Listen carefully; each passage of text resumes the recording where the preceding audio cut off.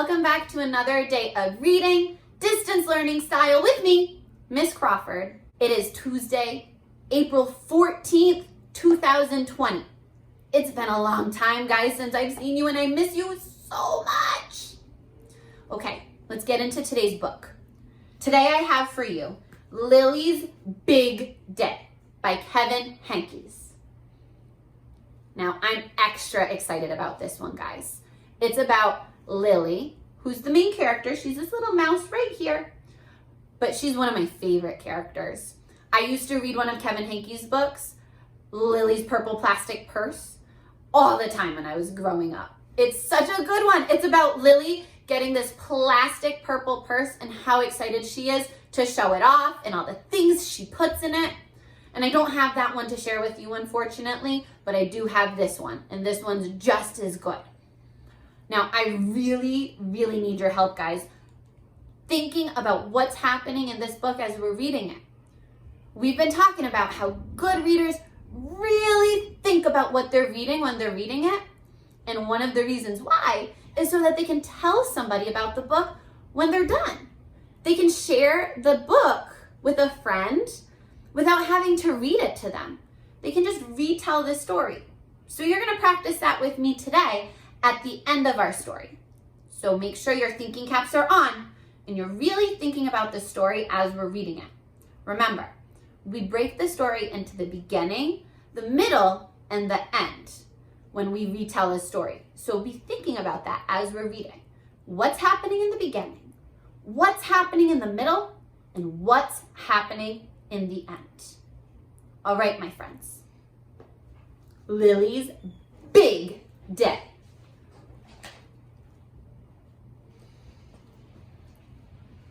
One day, Lily's teacher, Mr. Slinger, announced to the class that he was going to marry Miss Shotwell, the school nurse.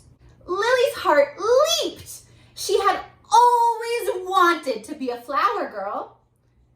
It will be the biggest day of my life, said Mr. Slinger. Mine too, whispered Lily.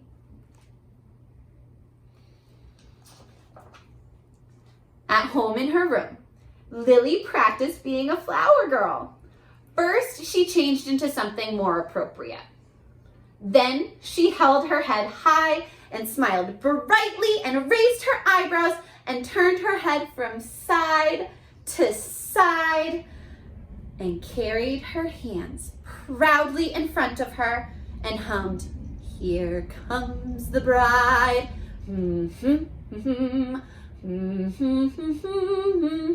Oh, sorry, I got carried away. And walked the length of her room very slowly. Back and forth, back and forth, back and forth. It will be the biggest day of my life, said Lily. Ooh, check out what she's wearing, what she thought was more appropriate.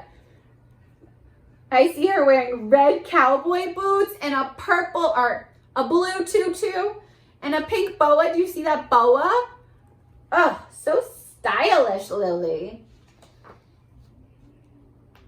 Who are you pretending to be tonight? Asked Lily's mother at dinner.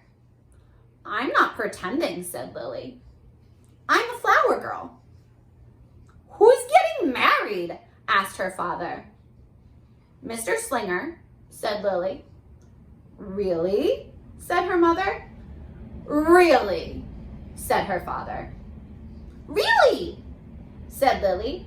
He's gonna marry Miss Shotwell. He told us today, and I'm gonna be the flower girl. You are? Asked her father. Did Mr. Slinger ask you? Said her mother. Not yet, said Lily. Doesn't somebody have to ask you to be in their wedding before you can be in it? I think so. I mean, yeah, I think so. At bedtime, Lily's mother said, Lily, there are so many students in your class. Mr. Slinger couldn't possibly pick just one to be the flower girl. Her father said it wouldn't be fair. He probably has a niece, said her mother. Maybe Aunt Mona will get married someday, said her father. Do you understand what we're trying to say? Asked her mother. Do you understand what they're trying to say? Yeah. I don't think she's going to be the flower girl either. Let's keep reading. Lily nodded. Are you sure? Asked her father. Lily nodded again. After her parents left the room, Lily said, I understand. I'm going to be a flower girl. I don't think she gets it.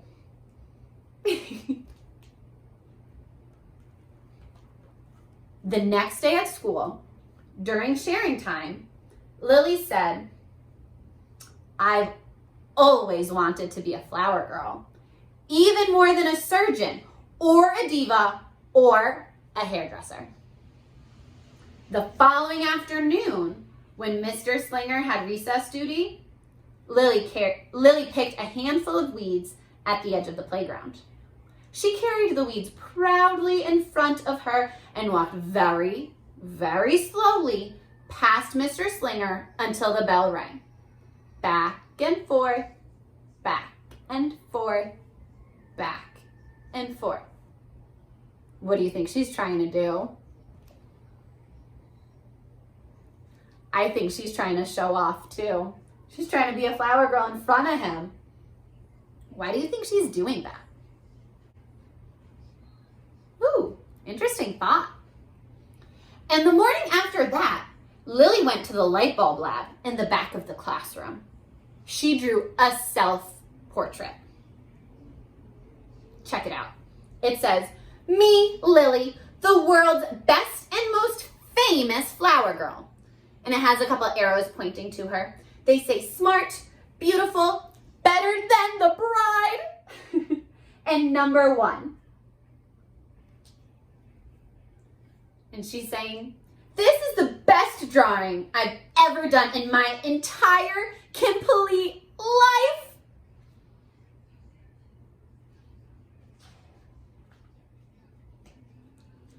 All right, my friends. Now that was the beginning part of the book. I want you to lock that in your brain. We're going to enter the middle of our story now. Remember, in the middle of the story, we usually find out the problem. So make sure your ears are perked up high so that you're listening for the problem in this story. Mr. Slinger called Lily up to his desk during quiet reading time. Lily, he said, I can tell you want to be a flower girl, but unfortunately my niece Ginger is going to be the flower girl at my wedding. Lily's heart sank. What do you think that means? Lily's heart sank. Well, I know she was really excited about being a flower girl, right? And what did Mr. Slinger just tell her? Yeah. Ginger's going to be the flower girl. Now, I bet Lily's feeling really sad. It says her heart sank. Have you ever felt heartbroken before? Or just super duper sad about something? I bet that's how Lily's feeling right now when your heart just really, really hurts. But, said Mr. Slinger, I also want you to know that everyone in the class will be invited to the wedding. We can all dance together at the reception. It'll be fun. Lily's stomach hurt. This seems really important to you, said Mr. Slinger. Lily's cheeks turned pink. Oh man, take a look at her in this picture. I feel really bad for her. You know, said Mr. Slinger, I was just thinking that you might like to be Ginger's assistant. You could stand stand with her and keep her company until she has to walk down the aisle. You can make sure her dress isn't crooked and that she holds her flowers properly. Lily considered this. You could remind her to walk slowly, said Mr. Slinger. Lily considered more. Considered. I think that means, it looks like she's thinking, so I think considered means thinking. Lily thought some more. Yeah, that makes sense. You could wear a corsage, said Mr. Slinger. Oh, all right, said Lily, if you need me so much. Lily tried to get excited about being Ginger's assistant. She's saying, now, don't forget to pay. She's giving Flower Girl advice for $1. And then down here it says, weddings wouldn't even exist without Flower Girl assistants, she told her baby brother, Julius. Then she's yelling at him. She's saying, you're not listening. I have a special responsibility, she told her parents. When her Grammy took her shopping for a new dress for the wedding, Lily told the clerk, a Flower Girl assistant is very important. Important and glamorous. And the clerk is saying, she's adorable. And Grandma says, in small doses. That means a little bit at a time. But when it really sank in that she would not be walking down the aisle carrying a bouquet with everybody watching, Lily pretended that her teddy bear was Mr. Slinger. She made him sit in the uncooperative chair. You can just stay there forever, she said. Yikes. As the wedding drew near, Mr. Slinger counted the days on the chalkboard. One day closer to the biggest day of my life, he would say. One day closer to the biggest day of Ginger's life, Lily would whisper. And there's a little kid, a little mousy kid, saying, I'm never getting married. And still, at home, in her room, Lily practiced. She held her head high. She smiled brightly. Show me your biggest smiles. And raised her eyebrows. Can you raise your eyebrows? And turned her head from side to side. Oh, hello, everybody. And hummed, and carried her hands proudly in front of her like this, pretending to hold her flowers. And hummed, here comes the bride, la da da da, and walked the length of her room very, very slowly. Back and forth, back and forth, back and forth. What is she pretending to do? That's right, be the bridesmaid. The flower girl. The day of the wedding finally arrived. Lily hoped and hoped that Ginger would have pink eye or a bad fever and not show up. But she was there, and she was all ready.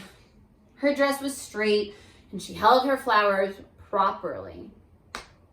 She's doing it all right. So what's Lily supposed to do, right? And here's Mr. Slinger. He's saying, this is my niece. Lily's saying to her, right here, do you see this? Are you sure you want to do this? Said Lily. Yes, said Ginger. Are you sure you're sure? Yes. Are you really sure you're sure? Lily hoped and hoped that Ginger would change her mind, but she didn't.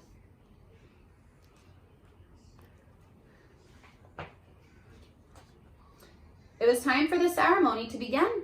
The music swelled. Everyone stood. The moment came for Ginger to walk down the aisle. Ginger didn't move. Mr. Slinger motioned her forward. Do you see him? He's right there. He's saying, come on, come on. Go, said Lily. Ginger was frozen. Now, said Lily. Ginger was still as a stone. You can do it, said Lily. But Ginger couldn't. Everyone waited and waited and waited. No one knew what to do except Lily. All right, guys, here comes the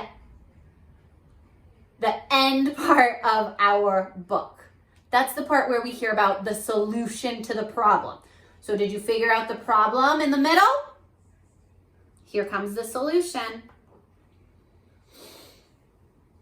Lily scooped up Ginger and said, here we go. Then Lily walked very, very slowly down the aisle. She held her head high. She smiled brightly and raised her eyebrows and turned her head from side to side and carried Ginger proudly in front of her.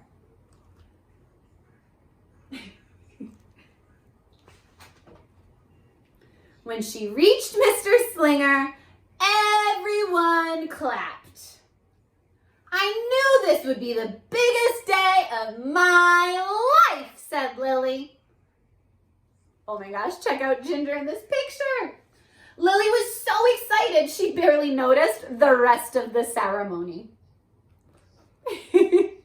Oh my gosh, and look at this angry bridesmaid right here looking at Lily. Yikes. But Lily doesn't care, she's so happy. The reception was great fun. After the cake was served, Lily coached Ginger for the next time she would be a flower girl. I won't be with you at every wedding, said Lily. I won't be able to save you every time. Together they walked back and forth, back and forth, back and forth, very, very slowly. And Lily saying, keep watching, keep watching. Soon they were dancing. And soon after that, they were joined by Chester, Wilson, Victor, Julius, Mr. Slinger, Miss Shotwell, and many others. It's interpretive dance, said Mr. Slinger. We're doing the flower girl. Look at them. They're holding their bouquets out and their pretend bouquets. Lily's family stayed at the reception until Lily was perfectly exhausted. But there's something I have to do before we go, said Lily. She needed to find Ginger one last time. Look at, she took her boots off. And when she did, she said, Ginger, when I get married, you can be my flower girl. The end. All right, my friends. I know you are being good readers, so that means you are really thinking about what was happening in our story. Now I have our handy dandy whiteboard to help us out. So what happened in the beginning part of the book?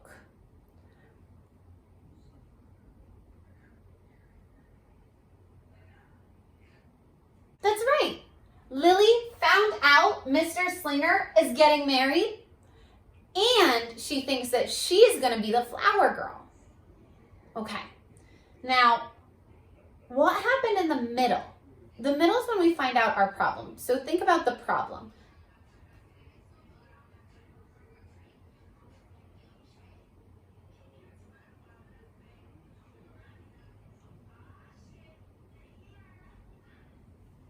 That's right. There were two big things that happened in the middle.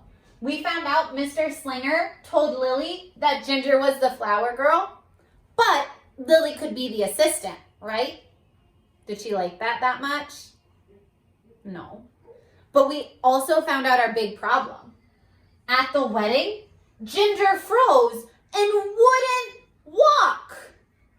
Okay, so now we have the beginning and the middle. What happened at the end of the book? Remember, the end is when we find out the solution. What was the solution to the problem of Ginger freezing and not walking down the aisle?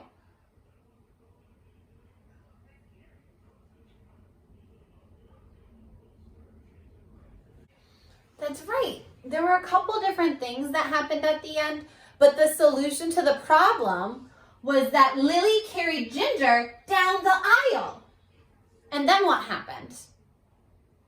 They practiced how to be flower girls at the party, and Lily told Ginger that when she gets married, Ginger can be her flower girl. Wasn't that such a cute story? That's why it's one of my favorites.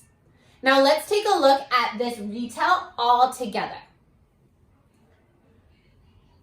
Lily found out Mr. Slinger is getting married and she thinks she's going to be the flower girl. Mr. Slinger ended up telling Lily that Ginger was the flower girl, but Lily could be her assistant. But at the wedding, Ginger froze and wouldn't walk down the aisle. Lily ended up carrying Ginger down the aisle. They practiced being flower girls at the party, and then Lily told Ginger that when she gets married, Ginger could be her flower girl. Wow, we went through that book so quickly. We just retold the really important details that happened in the beginning, middle, and end of the book. I challenge you to go retell this story to one of your family members. I challenge you even further to tell them and retell them a story that you read all by yourself. All right, my friends, don't forget about your seesaw activity. Make sure that you're picking a different leveled book to read to your teacher for your seesaw activity for this week. My friends, I will see you all in the next video. And until then, keep on reading. Bye, guys.